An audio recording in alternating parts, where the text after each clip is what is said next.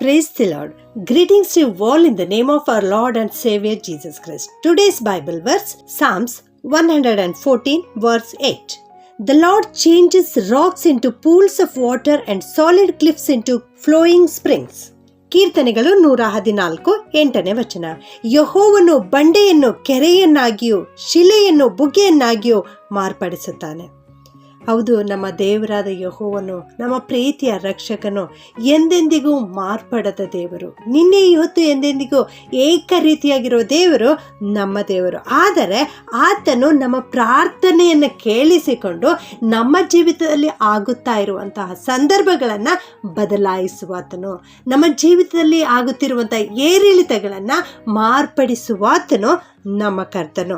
ಕಠಿಣ ಹೃದಯವನ್ನು ಕೂಡ ಮೃದು ಮಾಡುವಾತನು ನಮ್ಮ ಕರ್ತನು. ಕಲ್ಲಾದ ಹೃದಯಗಳನ್ನು ಆತನು ಕರಗಿಸುತ್ತಾನೆ.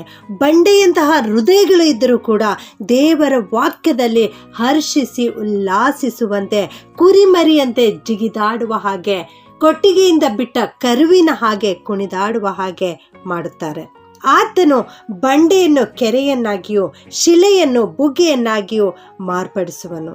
ಹೌದು, ಯಾವ ವಿಜ್ಞಾನಿಯಾದರೂ, ಯಾವ ವೈದ್ಯನಾದರೂ, ಯಾವ ವಿದ್ಯಾವಂತನಿಗಾದರೂ ಹೊಸ ಹೃದಯ ಕೊಡಲಿಕ್ಕೆ ಸಾಧ್ಯವಿಲ್ಲ. ಆದರೆ ಮನುಷ್ಯನ ಮನಸ್ಸನ್ನು ಮೃದುವಾಗುವಂತೆ ಮಾಡುವಾತನು ಕರ್ತನೊಬ್ಬನೇ. ಯಾವ ಮನುಷ್ಯನೂ ಕೂಡ ಮಾರ್ಪಡಿಸಲಾಗದಂತಹ ಹೃದಯವನ್ನು ದೇವರು ಮಾರ್ಪಡಿಸುತ್ತಾರೆ.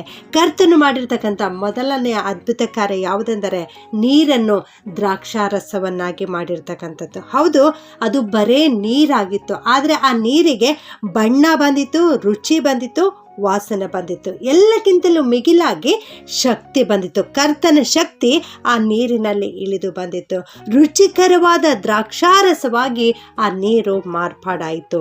ಶಿಷ್ಯರ ಮಧ್ಯದಲ್ಲಿ ಯೇಸು ಸ್ವಾಮಿ ಬಂದಾಗ ಆ ಸಾಧಾರಣ ಮನುಷ್ಯರಾಗಿರ್ತಕ್ಕಂಥ, ಅವಿದ್ಯಾವಂತರಾಗಿರ್ತಕ್ಕಂಥ ಶಿಷ್ಯರು ಜ್ಞಾನಿಗಳಾದರು.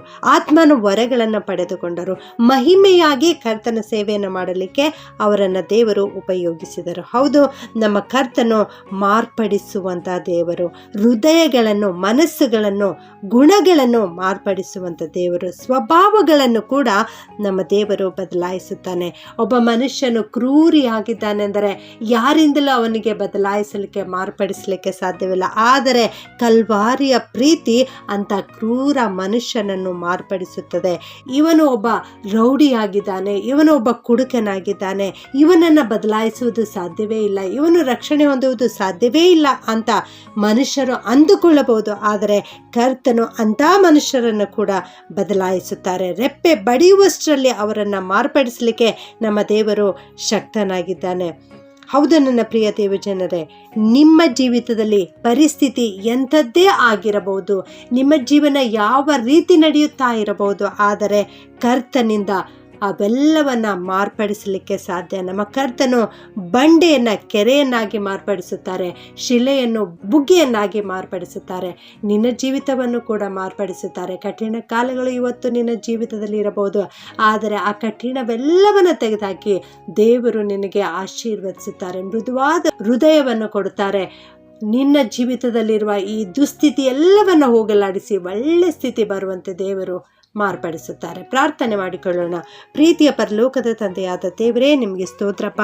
ನಿನ್ನೆ ಇವತ್ತು ಎಂದೆಂದಿಗೂ ಏಕ ರೀತಿಯಾಗಿರುವ ದೇವರೇ, ನಿನಗೆ ಸ್ತೋತ್ರಪ್ಪ. ಮಾರ್ಪಡದಂಥ ದೇವರೇ, ನಿನಗೆ ಸ್ತೋತ್ರಪ್ಪ. ನಮ್ಮ ಜೀವಿತದಲ್ಲಿರುವ ಆಗು ಹೋಗುಗಳನ್ನು ಮಾರ್ಪಡಿಸಲಿಕ್ಕೆ ಶಕ್ತನಾಗಿರುವಂಥ ದೇವರು ನೀವಾಗಿದ್ದೀರಿ ತಂದೆಯೇ, ನಿನಗೆ ಸ್ತೋತ್ರಪ್ಪ. ಈ ವಾಕ್ಯ ಕೇಳಿಸಿಕೊಳ್ಳುತ್ತಿರುವ ಪ್ರತಿಯೊಬ್ಬೊಬ್ಬರನ್ನು ಆಶೀರ್ವಾದ ಮಾಡು ಕರ್ತನೆ. ಅವರ ಜೀವಿತದಲ್ಲಿ ಅನೇಕ ಚಿಂತೆ, ಕಷ್ಟ, ದುಃಖ, ನೋವುಗಳಿರಬಹುದು ದೇವ. ಅವೆಲ್ಲವನ್ನು ಮಾರ್ಪಡಿಸಿ ಅವರ ಕಣ್ಣೀರು ಆನಂದ ಬಾಷ್ಪವಾಗುವಂತೆ ಮಾರ್ಪಡಿಸಬೇಕಾಗಿ ಎಲ್ಲ ಪ್ರಾರ್ಥನೆಯನ್ನು ಯೇಸುವಿನ ನಾಮದಲ್ಲಿ ಬೇಡುತ್ತೇನೆ ತಂದೆಯೇ. ಆಮೆನ್.